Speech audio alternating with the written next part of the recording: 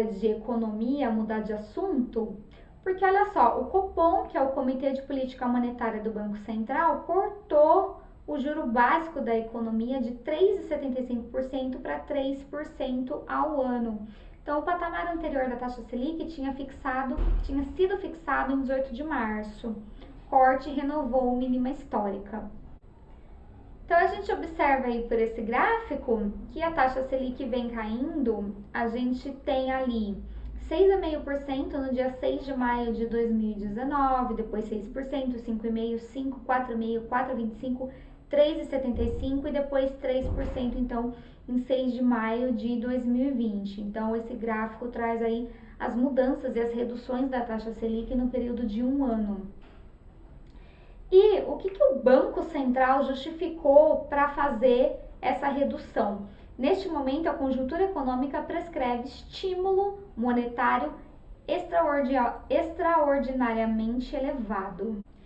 Então, essa mudança aí nada mais serve do que estimular a economia, cortando os juros básicos, que é a taxa Selic nada mais é do que a taxa básica da economia, para estimular o consumo agora nessa época de coronavírus, em que tudo deu uma parada.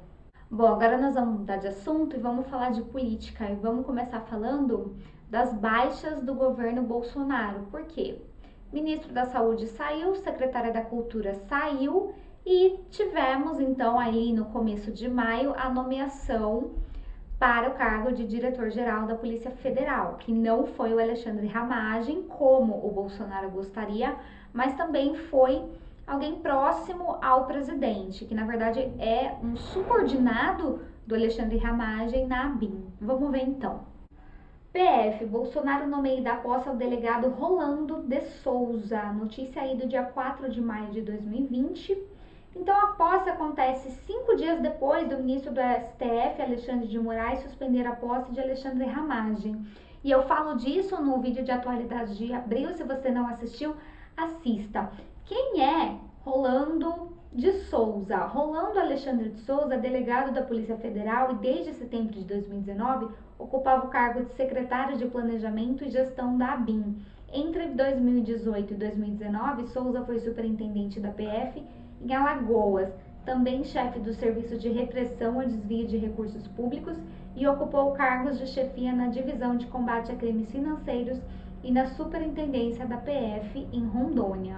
Bom, Taixe deixa o Ministério da Saúde, então ele tomou posse no dia 17 de abril e pediu demissão no dia 15 de maio, tá? Então aí ele ficou no cargo menos de um mês e assim como o ministro anterior da Saúde, o Mandetta, também sua saída se deve a divergências com o presidente Bolsonaro e eu trago aqui as principais divergências.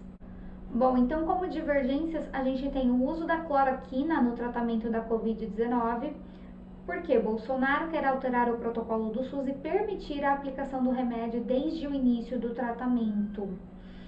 E Nelson Teich contra, o Mandetta também era contra.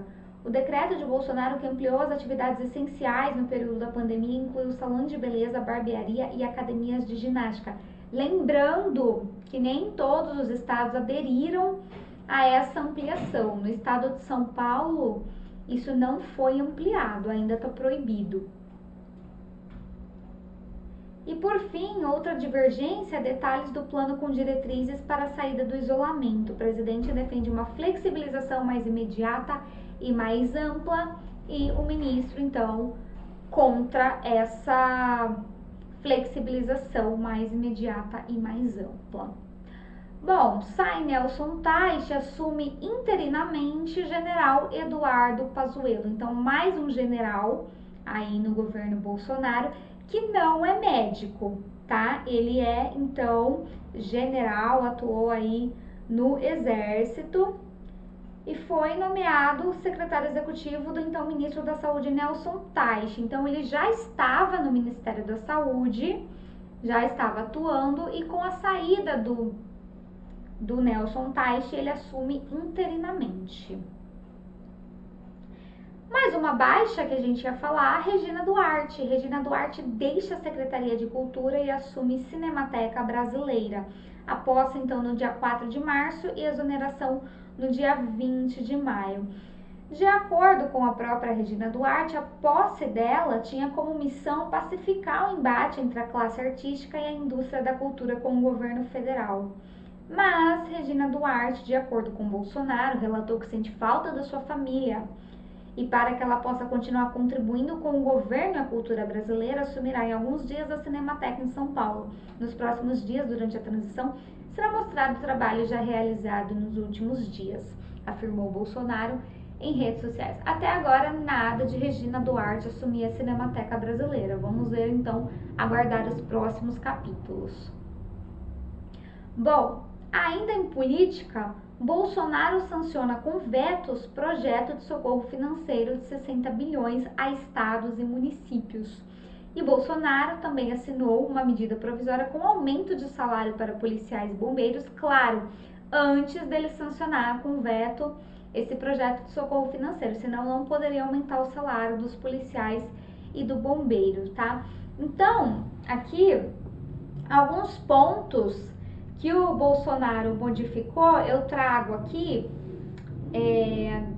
selecionado para a gente ver. Então, aumento a servidores está barrado, não haverá reajuste para nenhuma categoria do serviço público até o final do ano que vem, até 2021, porque segundo o governo, a manutenção do dispositivo, ou seja, do aumento salarial, retiraria quase 2/3 do impacto esperado para a restrição de crescimento de despesa com o pessoal. Concursos públicos, está vetada a suspensão dos prazos de validade de concursos públicos homologados até 20 de março. Tem mais também, questão de garantias e contragarantias, o trecho proibia a União de executar garantias e contragarantias em caso de inadimplência em 2020. De acordo com o governo, se a proibição permanecesse, haveria o risco de o Brasil se tornar inadimplente perante o mercado doméstico e internacional. E por fim, Previdência.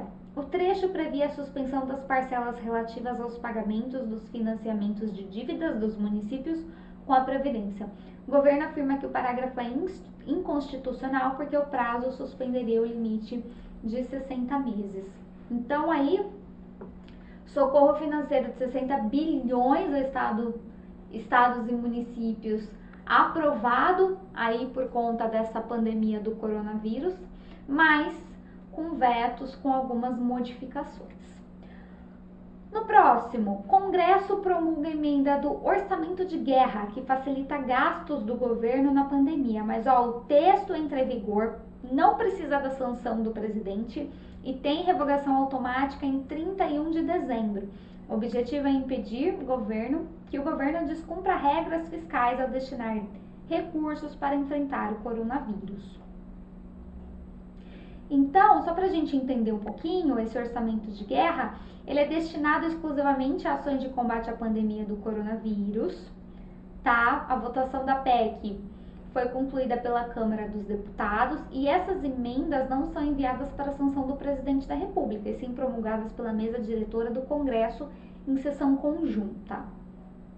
O objetivo, então, é separar o orçamento geral da União de os gastos emergenciais para conter os danos causados pela Covid-19 no Brasil. Na prática, o objetivo é não gerar impacto fiscal em um momento de desaceleração da economia.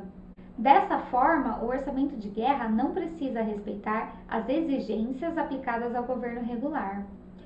E por fim, a proposta também estabelece que o orçamento paralelo não precisará cumprir a lei de responsabilidade fiscal.